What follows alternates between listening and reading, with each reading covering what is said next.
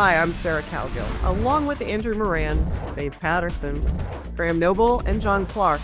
And this is The Conservative Five, an online TV production of Liberty Nation News. On today's episode, Rough and Tumble USA, ferreting out the billions, maybe trillions, we'll talk the Musk nerd herd in DOGE Ball. Can the war in Ukraine be close to over? We'll discuss. In Ukraine, can we stick a fork in it? The battle between the Trump administration and the press is escalating again in war of words, White House versus press.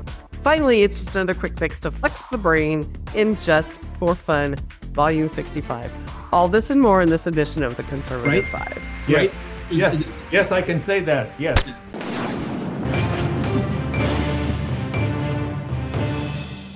Progressive lawmakers are having a fit about the newest swamp game, DOGE Ball. Musk and his nerd herd are hammering red rubber balls of truth at the American people, and not everyone is loving the sting of transparency. Let's face it, Musk has the best minds in his stable, and the taxpayer isn't paying a dime to get to the truth. And, you know, Dave, you and I have had back-channel chats on the media's hypoxia over the speed of these decisions, so let's talk about what is going on with their problems with Musk. Well, the problem with that the progressives are having is that Musk is doing what the people wanted him to do and what they wanted President Trump to do and what they have actually wanted every president up until President Trump to do. And no one but Trump has actually pulled this off. And so now you have Elon Musk, who has no dog in the hunt. He just looks for these inefficiencies and the fraud, waste, and abuse. And of course, he's got a target-rich environment. And some of the things that he's finding that people don't really think about much is that you have line items and they're supposed for expenditures and paying bills, but they all have to have some sort of a payment code. Just like you have your numbers at the bottom left of your checks, there should be a payment code for every single line item that the government actually shells out money for. And what he's found is, and it's almost astounding, it's mind-boggling that somewhere north of $4 trillion of line items do not have or cannot be traced back to the person or agency or company, or name your favorite, that it actually pays for. And so that's not a misspoke of Dave. That's T as in trillion. That's T as in trillion. Exactly right. And so you know, let's be fair. This is over like a number of years, but nonetheless, to have good controls, financial controls in place, you would think that the Department of the Treasury would be the agency that does that, but apparently not. It seems like a lot of Republicans from across the board are going with this. They think it's a good idea. I guess they've had some time to get used to it. But let's take a look at this clip of Republican Representative from Texas, Michael Cloud. Over the last few weeks, the DOGE effort has begun to uncover not only how massive the waste, fraud, and abuse is, but also the extent at which D.C. politicians and too many obstinate bureaucrats have coordinated to create what is essentially the largest money laundering scheme in history. And while Americans have been working to make ends meet, they have been using taxpayer dollars to fund unnecessary, egregious, and even evil things here at home and around the world. All right, so John Clark, Cloud seems to be, representative of a lot of happy people finally getting some answers. Am I seeing a change in attitudes, at least by Republicans? Well, I think it's very interesting that you use the word happy, and I think there's a little bit of indignation as well across party lines, perhaps. And what's been interesting to me is I think a lot of us for a while have suspected something was very rotten in Denmark. We've watched for years now where there just seems to be incredible profligacy and a whole bunch of things in the Twitter files and Facebook and open borders that just didn't seem right. And it probably has been a number of decades of bipartisan spending or profligacy in this government. I think Dave Patterson, when he was at the Pentagon, had a $20,000 toilet seat, as I recall. No, and he probably, gold, or made of lithium, maybe. And so what's striking to me, though, is that there isn't a nonpartisan movement to clean it up. And Vermont Senator Peter Welch this morning was going on again about how unconstitutional this is. And he's a lawyer. And I said, well, how is this unconstitutional? And what have you done in some 30 years in there to actually do anything about it? And that's what a lot of people pointed out about, like Elizabeth Warren and others who are complaining. Well, if there's one thing, it's clear you have no credibility to clean up that which you are upset about a party cleaning it up. And I think it's also pushing a lot of Americans, as they get past the propaganda about how this is gutting programs for the poor and start seeing where the money's actually gone beyond the woke stuff, just literally propaganda against Americans. I think a lot of people in the middle, the working class, the blue collar people who voted this administration in, are watching the numbers and they're applauding.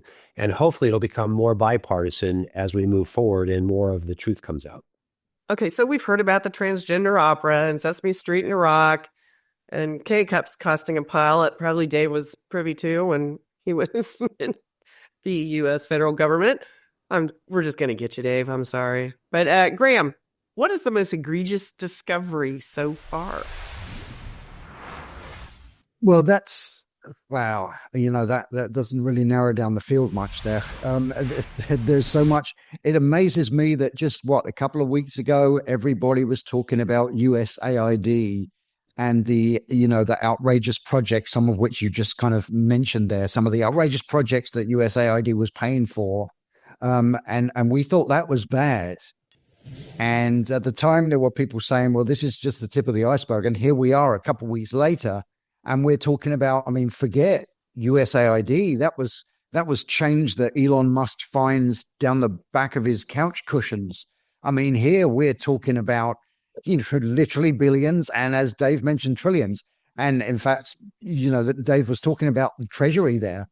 And that's got to be one of the most egregious things, because as Dave said, of all the government departments and agencies, you would think that would be good stewards of taxpayer dollars, it would be Treasury. And yet, they found they're saying around 4.7 trillion, again with a T, dollars worth of payments from the Treasury Department that were missing the code that Dave talked about, and they call it a Treasury access symbol. And this Treasury access symbol basically shows which account, the destination of that payment, and they were missing in $4.7 trillion worth of Treasury payments. That's egregious. The one other thing that might be perhaps just as bad, if not worse, is the alleged amounts of money that is being paid out from the Social Security Fund to people who, have been dead since FDR was president or longer. In fact, some of them have been dead apparently before there was a United States of America. And if that is all true, what we're hearing about that is terrible, because look how long they've been telling us that the Social Security is going to go insolvent. And well, now perhaps we know why. Maybe it won't now. I've been watching a lot of social media response, both sides of the aisle or every side of the aisle. And I find it kind of amusing that people are worried about Elon Musk and his brainiac nerds getting into their business. I'm like, hasn't he been able to get into your business anyway? If he wanted to know what you're doing, he could have already done it. He could have hacked you 10 ways to Sunday if he wanted to. So what are people squawking about? I don't know. Anyway, anybody want to answer that question? Well, the guy started PayPal. A lot of people forget about it. He already knows your stuff. And so he already knows all about your bank accounts. And, but the very idea that, okay, so we've got thousands of, government bureaucrats in organizations like Health and Human Services and the Treasury Department, Social Security Administration. And, between them, they know everything about you. They got your health records. They got your Social Security numbers. They got your date of births. They know about your bank accounts and what money you're transferring around. And, and some of these ladies and gentlemen who, and I use the term loosely, ladies and gentlemen who work for the federal government, Some of them may be on salaries of, I don't know, maybe 50, 60, 70,000 a year. Aren't they more likely to try and scam you for a few bucks than the guy who's got $417 billion? Oh, I would think so. And well, that leads me to believe, what are they going to do with the money, Andrew? Well, they're going to be slashing all these programs and all that now available waste. What are they going to do with it? If I may just quickly piggyback on what John was saying, I mean, I've watched all these hearings and I see all these senators saying the same thing of how, yes, we define efficiencies, but this is not the way to do it. And then you have mainstream networks who are interviewing people who've been affected by the cuts and say, oh, we just put our kid in childcare. We just bought a house in Washington and you're supposed to cry for it. Now, to your initial question, according to the U.S. debt clock, they have a widget on there of tracking DOGE savings. And it says that DOGE is saving about $120 billion. But before we went on air, Treasury Secretary Scott Bessent said that DOGE has saved about $50 billion. Now, whatever the case, whatever the final tally is, there's been speculation that Elon Musk is going to encourage President Trump to hand out DOGE dividend checks of $5,000 to 79 million households. Now, this is absurd thinking if this really is going to happen, just because of the fact that you're still having a negative cash flow. If you're giving out stimulus checks, you need to have a positive cash flow. The inflationary aspects of that's also a concern. Until the DOGE and the rest of the government actually balances the budget and starts paying down the debt, these aren't feasible ideas. Now, the one feasible idea is, according to Elon Musk, he wants to cut the budget deficit in half from $2 trillion to $1 trillion. Now, that money, I guess, would go toward, let's say, paying the interest costs. Now, interest costs about $1 trillion. Now, if you're slowing the growth rate of the new national debt, then you're gonna have lower interest payments. So that's a net positive, of course, to the U.S. government. But this idea of handing out stimulus checks and expanding government in that sense, it's not really I guess it's the American people's money, but that doesn't work out for the dollars and cents of the U.S. budget. So those are two things that are talked about right now when it comes to what to do with DOGE savings. I think to Andrew's point is that savings is in the out years. The money that you're spending right now is what you want to stop. And right. This isn't all sorts of new money. This isn't money coming back. It's just money not going to be sent out. That's correct. And it's, like I say, it's in the out years. It's not in the year of execution, which is the one we're in. But however, there are $20 billion in climate scams out there that the EPA is trying to just bring back. And now that's real savings in the year of execution. And that's something that's important. And remember, the meat and potatoes of the U.S. budget, as I've alluded to many times, is both the mandatory side and the interest charges. That's the meat and potatoes that's fueling these massive deficits. You look at the CBO's 10-year outlook, and you're seeing spending at $10.5 trillion. And guess what's accounting for 80% of that? Mandatory spending and interest charges. That's right. And I think to Andrew's point, there is something that's worth noting in that the CBO numbers and the way they score things, they score it with a fixed percentage of growth, which is 1.8%. Well, we know that that's not true. I mean, it may be under Biden lower and hopefully under Trump higher. People would like to see it at 3, possibly higher than that. But nonetheless, the CBO scores all of these expenditures and all of these financial transactions at a single 1.8%. Also, CBO does not factor in potential recessions or depressions or health wars into his calculations as well. So that's why a lot of people are always skeptical of what the CBO says about when it comes to deficits or spending or the national debt, because it's usually probably a lot higher than what they estimate, because they typically rescore on the fiscal side of their projections. In the way they feel like the Tax Cuts and Jobs Act, they had to rescore that a couple of times because their projections were a lot lower than what actually occurred, which was higher revenue than what they forecasted. And the reason that's important is because the Congressional Budget Office is required to score every expenditure bill that goes through the Congress. All right. Well, hey, whether you like this administration or loathe it, cannot deny things are getting done at a rapid pace. Lots of exposure along with it. Buckle up. It's only been a month. Thanks for watching, and thanks, panel.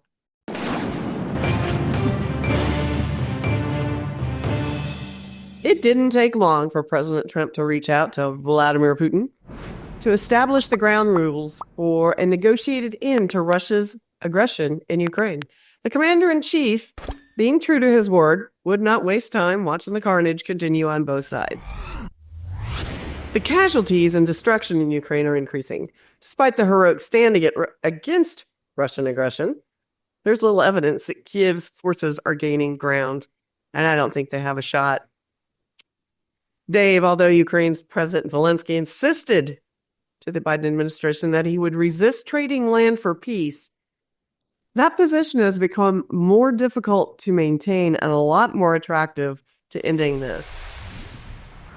Well, you're right. And I think that this idea of Ukraine attempting to, scrabble back all of its land that it's lost. Well, that train left the station a long time ago in April 2014, when President Obama did absolutely nothing when Russia occupied the Donetsk and Luhansk regions in the eastern part of Ukraine and then annexed Crimea, and absolutely nothing was done, and the die was cast. There was no going back from that, despite what President Zelensky would like to believe is possible. The unpleasant reality is exactly what Secretary Hegseth has explained. The land has been traded. It's too late. It's unrealistic to try to go back and recapture all of that. And what the Trump negotiating team did in the Riyadh is to build confidence between the two nuclear powers that don't trust each other and that have to have some level of trust between them in order to go forward.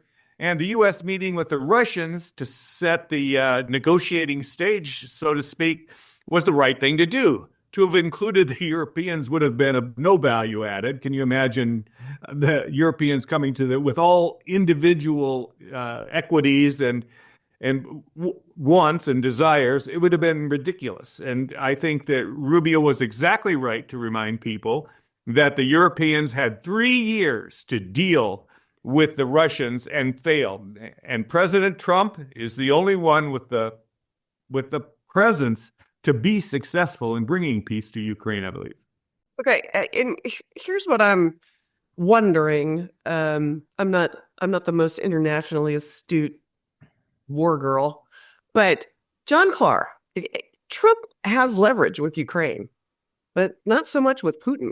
Is Zelensky just going to have to concede? Well, I think that, looking at the international perspective and some professors and academics with much more knowledge than I have suggested that this whole thing has been sort of a brinksmanship between European and perhaps Obama-Biden interest to push Russia into the corner, a sort of Bay of Pigs situation. And notwithstanding the propaganda that Ukraine is this valiant opponent of totalitarian domination, Russia was backed in a corner and didn't have much choice, some would say. If that's true, and I think there is truth to that, perhaps, then Putin has to save face with his own people after having lost a lot more than treasure, some hundreds of thousands of people. And so, and really, Ukraine looks sort of like the land between the trenches in World War I, completely destroyed. It doesn't have money left. And you mentioned land. It's already ceded its lands. USAID has been a conduit for large multinational corporations and oligarchs to buy up more than half of its farmland in the last few years since this war started, traded off for loans so that to fund the war. They've already lost it. In fact, if Putin were to take some of this land as part of a settlement, I wonder how much of it is owned by, Bayer or some U.S. companies assisted with the USAID, as was done in Iraq.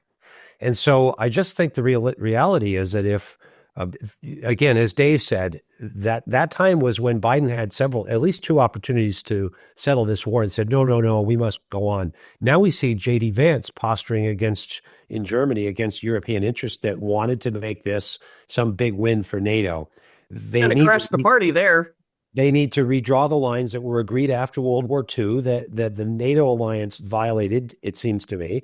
And so there has to be some concession, if only for Putin to save face, but also he is holding a lot of the chips. There's been another assault now, and I'm not sure that we want a third world war over Ukraine. And it's tragic but I'm not sure how much Zelensky's ever been a legitimate leader. And he's already signed off on a lot of this giveaway of the country's assets. It's bankrupt. It's destroyed. It has no forces left to fight. So they're talking about calling up the British. I don't think that's going to go too well. We can ask our British correspondents. And so I think Putin's in a strong position to make demands. And certainly if the U.S., as indicated by Vance and Trump, is now making its ongoing funding of this war conditional, I don't think really the Ukrainians, sadly, have much to say about it. And I don't say that with lack of compassion. I think they've been destroyed by a war of proxies that the U.S. maybe has been complicit in and maybe now has to help clean up. Well, Andrew, and, Claire brought up numbers. You know how much I love those. But what is the tally of the war so far for the U.S.? If you may just once again for the second straight segment piggyback on what John was saying, I would say you're absolutely right. Trump has nothing over Russia right now. Russia is making more revenue from this war based on energy. It's even selling oil indirectly to the United States by shipping it to India. Then India ships it to the United States. So there's really no benefit from it. But yes, this is an interesting question. But numbers do vary. You probably need DOGE in the future to uncover the true cost of this war. But President Trump says the war has cost $350 billion. Zelensky says the number is closer to $320 billion, with the U.S. and Europe covering 2/3 of this tally. The Council on Foreign Relations, just before we went on air, published a report saying that the United States assistance to Ukraine has been about $470 billion, with the United States covering 1/3 of that cost. So there's not really an official number of everything. But I think there's another interesting number of this. It's $300 billion. This is $300 billion that was of Russian assets that were frozen by the United States and Europe. Now, this is consequential because the United States is not at direct war with Russia, and yet it confiscated and appropriated those funds to Ukraine to help with both the war effort and the post-reconstruction efforts going on there. So I think, but overall, no matter what the figure is, it's for many Americans, according to the polls, it's just too much. It's particularly when you're running a $2 trillion deficit, a $36 trillion national debt, $200 trillion of unfunded obligations and liabilities, and perhaps a default on a debt in the next couple of months. So many people would not be able to find Ukraine on a map, and yet they're forced to subsidize this war that they have nothing to do with, that doesn't impact the United States. So I'm sure Dave will disagree with that conclusion. But overall, nobody knows the official number. All we know that it's huge. Huge. Okay, well, since we've all decided that it's probably not the greatest thing, that it probably has to come to an end, Graham, what is it gonna take to get the peace process complete? I mean, what's next? Well, that's always messy, and eventually, like the first step is going to have to be, a ceasefire. That doesn't mean that the war's over. It doesn't mean there's a truce, but it just means that they just stop shooting at each other for a while. And the ceasefire comes about by, each side getting a little of what they want. There'll be a prisoner of war exchange is always a big factor in that. And then maybe within Ukraine itself, there will be some population shifts, literally, where you get, ethnic Russians who are living in parts of Ukraine that are still controlled by Ukraine, moving to like the Luhansk or the Donetsk region or whatever. You get ethnic Ukrainians. I don't think there is a great deal of ethnic difference between Russians and Ukrainians, actually. But if you want to call it ethnic Ukrainians, maybe some of them get transported into areas that are under Ukrainian control, if they're now in Russian-controlled areas. So you get those swaps of prisoners of war. You get those swaps of maybe little segments of population, and you get maybe a concession here or two on the part of each side, and then you have a ceasefire. And then once you've got that ceasefire, what will happen is that international organizations will move in. Organizations like the Organization for Security and Cooperation in Europe, which I worked for in Bosnia after the Balkan Wars, and they will go in and they do things like kind of political stabilization. They organize elections and all kinds of stuff, and they do a certain amount of reconstruction. So you have that, and then once you got the international aid organizations on the ground, it then becomes much harder for the two sides to start fighting each other. There'll be breaches of the ceasefires, and each side will point the finger at the other.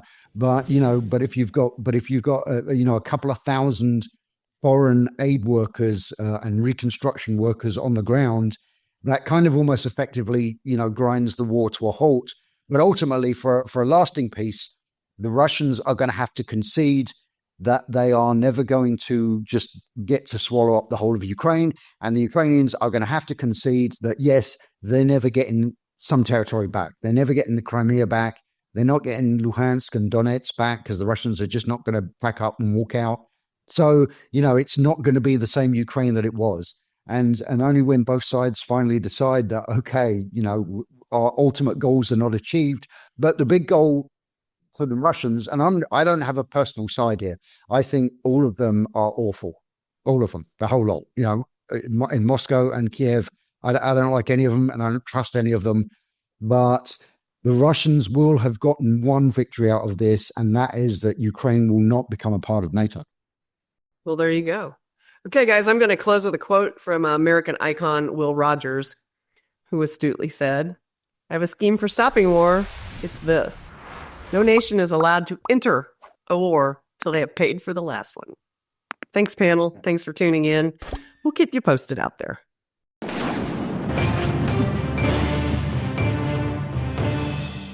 The Trump administration has kicked out journalists living rent-free at the Pentagon. Those prestigious reporters have been invited into the inner sanctum, and the Associated Press is on the back porch peeking in through the curtains. Just say Gulf of America already. Jim Acosta, phoning it in from some random couch after being tossed from CNN, has called for a complete boycott of press coverage of the White House. Well, Graham, what level of ridiculous are we at in this war of words? Well, of course, that is the most insane thing ever. I mean, of course, it's not going to happen. It's completely ridiculous. And Trump is the most accessible, the most media accessible president in living memory and possibly even in the whole history of this country. And the press are not going to, the press get a lot of their ratings off of covering him. But, it's always worth bearing in mind that one thing when these journalists, such as Jim Acosta used to do before he got the heave-ho, and certain other journalists, like, for instance, Margaret Brennan now is the one who's kind of seems to have taken up that mantle of beclowning herself by confronting President Trump. But, one thing's always worth bearing in mind is that these people do this.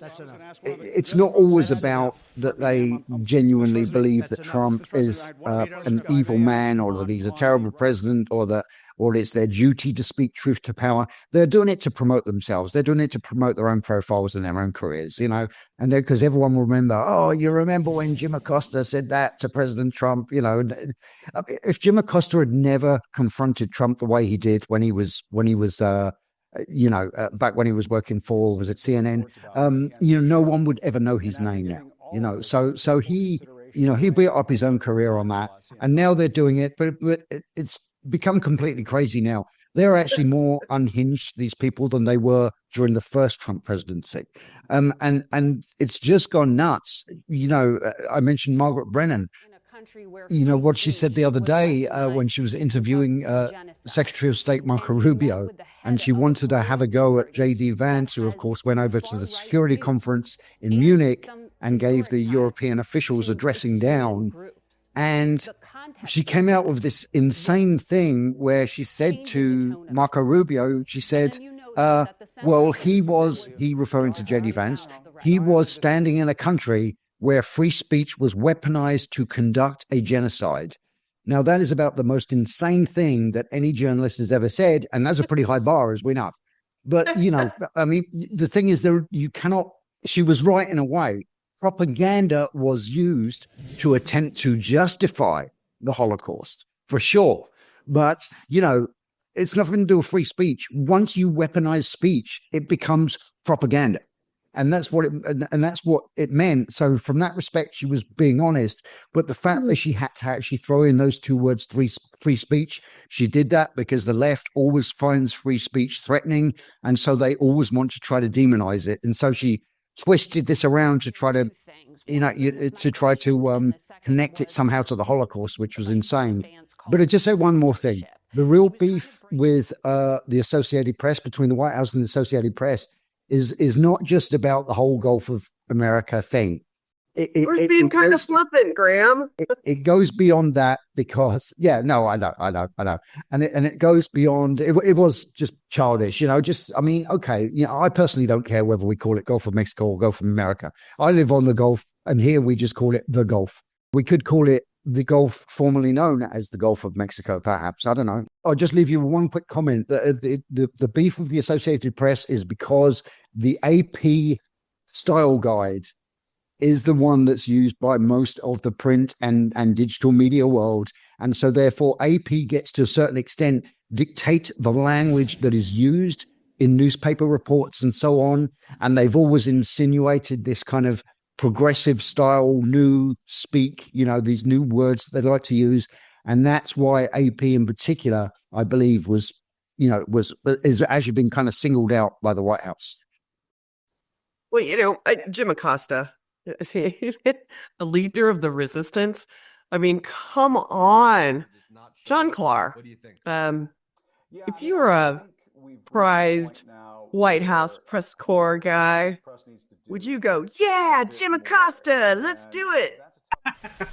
Well, actually, I wanted to announce that I have been admitted to the Corps on behalf of Liberty Nation. I'll be starting next week, and I will be calling on all Americans to ban and boycott Associated Press. And I will see how that goes. Yeah, that's working well. I think actually he's a symbol of the death throes, not only of his own career, but that of the Associated Press's legitimacy as a news organization, as a once upon a time journalistic organization. I've had my own spar with them recently when they have issued a fact check about my claims, which was abjectly false. And so, but I do want to put a plug here for Joe Schaefer, who actually said what Graham just pointed out in an article at Liberty Nation, January 26th of 2019, titled, Making Himself the Story Pays Off for CNN's Acosta. He's trying to make himself the story again.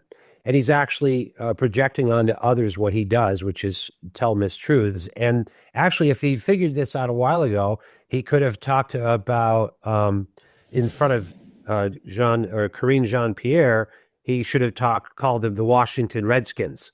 And then maybe he would have got thrown out then, right, for going against the renaming of things.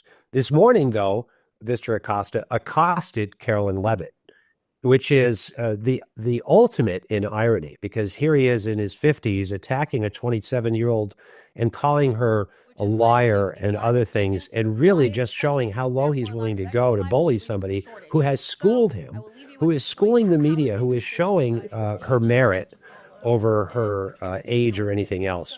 And so in the end, I think that what he's really doing is she's schooling the old schoolers, and we're seeing a new stage, hopefully, of a return to integrity in journalism that she is in charge of administering. And I don't think anybody's going to give up their seat in the White House press corps because he's rallying the troops to rebel because of his own ego. And so I don't think he's going to get a book out of it this time, because that's what Joe Schaefer was talking about at the time, that it pays off for him to do this. I don't think these hijinks are going to work for him this time. I think he's just a has-been, and he's going to disappear with Whoopi Goldberg and some others who are just tiresome, and people are sick of the dishonesty and the acrimony. Where are these people so angry? I mean, Andrew, do your kids throw fits like this? This is, the terrible twos. Are they all in the throes of a rebirth? Well, I would say actually my kids are pretty good at not throwing temper tantrums. My son only gets upset if he has to practice piano, and my daughter will only get in a bad mood if she's hungry and tired. But they behave better than all these CNN or CBS personalities. I mean, you guys are talking about Jim Acosta, and John, you took my pun of accosted, so I take offense to that. But Caitlin Collins, she is the new Jim Acosta. Every second she's trying to behave just like him. There was Trump was signing some executive orders the other day, and then he was taking photos, and right away she's just yelling at Trump, getting questions, trying to back him to a corner. And he says, quiet, or something along those effects. But CNN has been just a train wreck since the new administration. I mean, we all know it's bad, but it's just been getting out of hand. You look at Scott Jennings, that conservative panelist.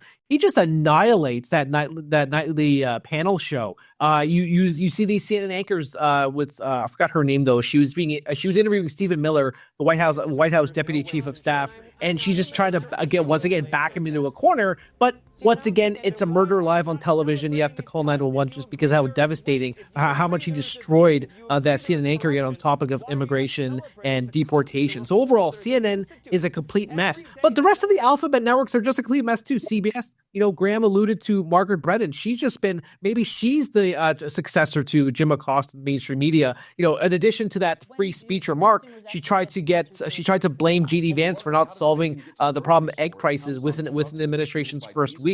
So these people are just jokes, and it's telling of why most Americans don't trust the mainstream media, according to Gallup polling. I'm finding all of this whininess annoying, sometimes amusing, but does the average American voter like to listen to all this squabbling and hysteria coming from, their cable news program, Dave? No, they don't. And they're a lot smarter than the cable news and the standard media think that they are. And so they get the gag. I mean, for example, they look at Jim Acosta's behavior. He's the spoiled milk carton child for Trump derangement syndrome. And, his only claim to fame is that he goes from irritating to odious in about 3.2 seconds. Well, we should throw him on a milk carton. Have you seen me? Yeah, right. Well, the legacy media simply, has nothing worth hearing anymore.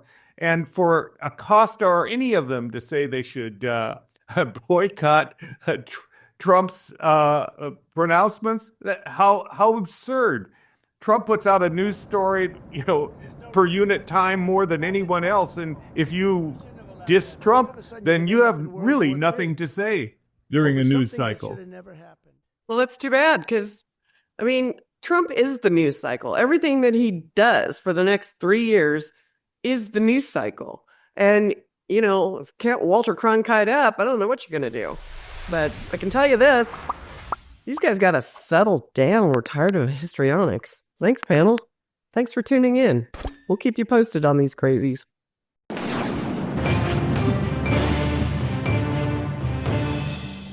We are back to have a little fun with our panel of happy and joyful panelists.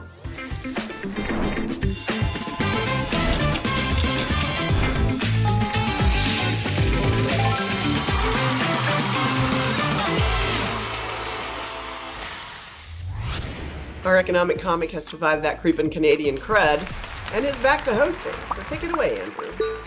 Hope everyone missed me. Did anyone miss me hosting C5? Yes. Yeah. So, okay, but I have bad news, though. Just for a moment, I'm going to have to tap into my alter ego. Macho Man Andrew Moran, the man with a plan. We got a great show lined up for you today. Oh, yeah. It's the cream of the crop and the best of the biz. We have the beautiful, oh, yeah, Sarah Cowgill. We've got the dashing Dave Patterson, the gorgeous Graham Noble, and oh yeah, we have judicious, jolly, jaunty, and joyous John Clark. But who will come up on top from the cream of the crop? There's only one way to find out, and that's by kicking off C5 Trivia. All 4 contestants will walk down the ramp, oh yeah, and only one will come out C5 Trivia champion. Now to the really big show. We have a special theme here, tariffs. Since nobody, Graham Noble, wanted to discuss them, I thought it would be a corking idea to host trivia with a focus on the lovely tariffs. Or, well, not for me, lovely, but according to Trump. Anyway, question 1.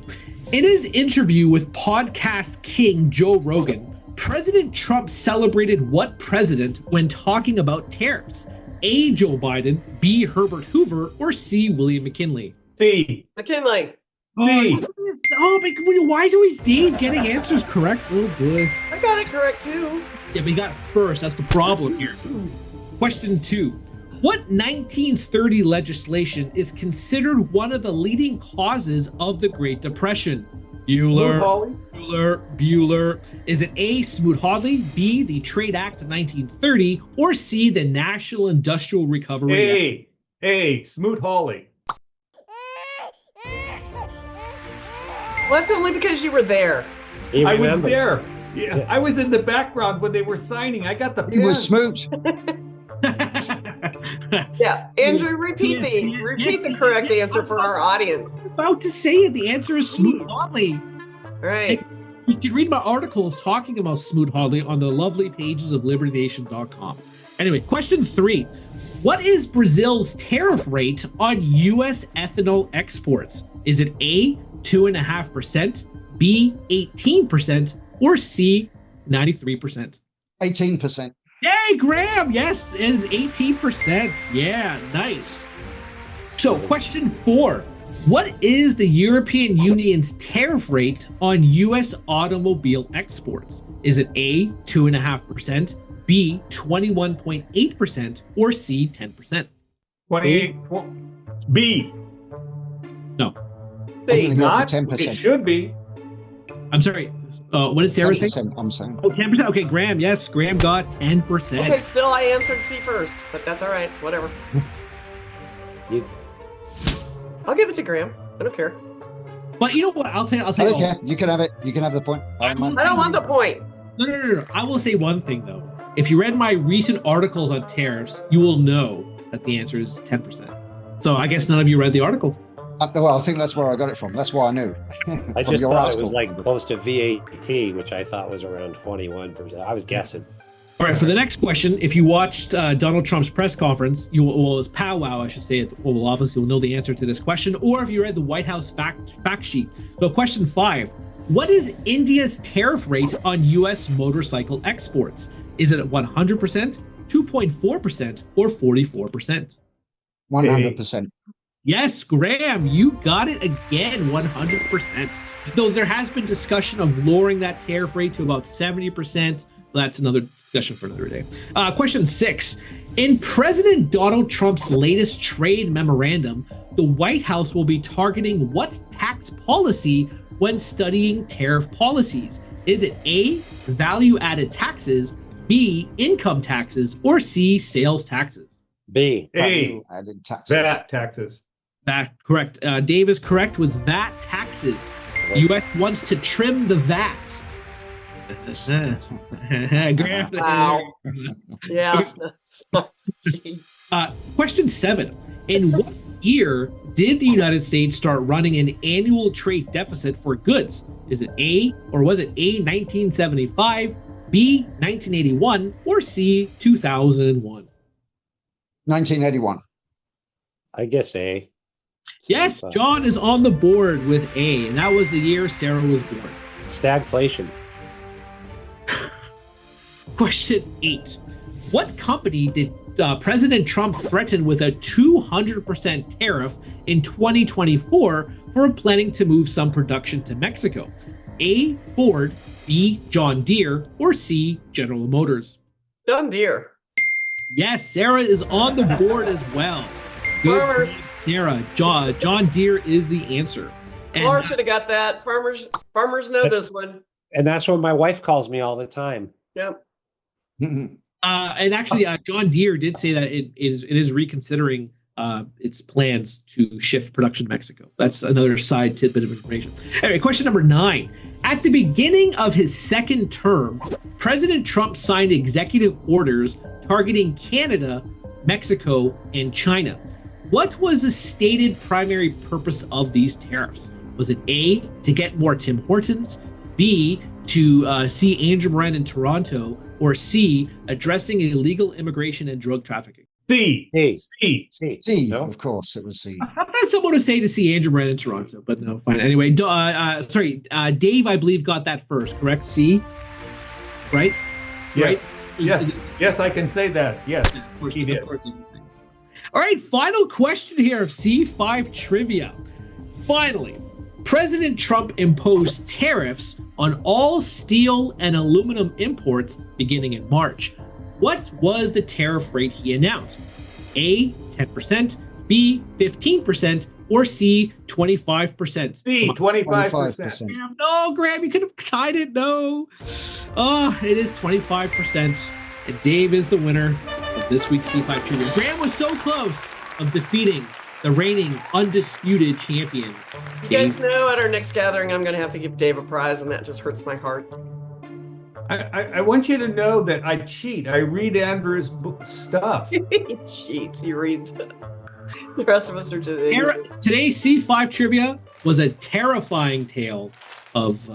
Indeed. Oh, it was terrific. Terrific. Yeah. Hey, everybody. I hope you all had a great time in C5 trivia. We did. Well, folks, thanks for playing again. Hope we left you all with smiles and future facts to toss around at the pub with your political rivalries. And, gotta watch Andrew. Yeah, C5 trivia. Thanks, guys. We'll see you later.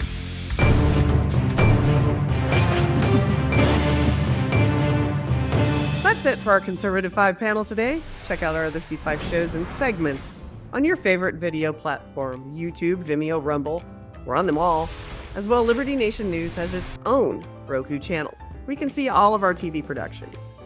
Now, Liberty Nation does not endorse candidates, campaigns, or legislation, and this presentation is no endorsement. I'm your host, Sarah Cowgill. Thanks for joining us today for the latest news and commentary. Your choice for free thinking, free speech, libertynation.com.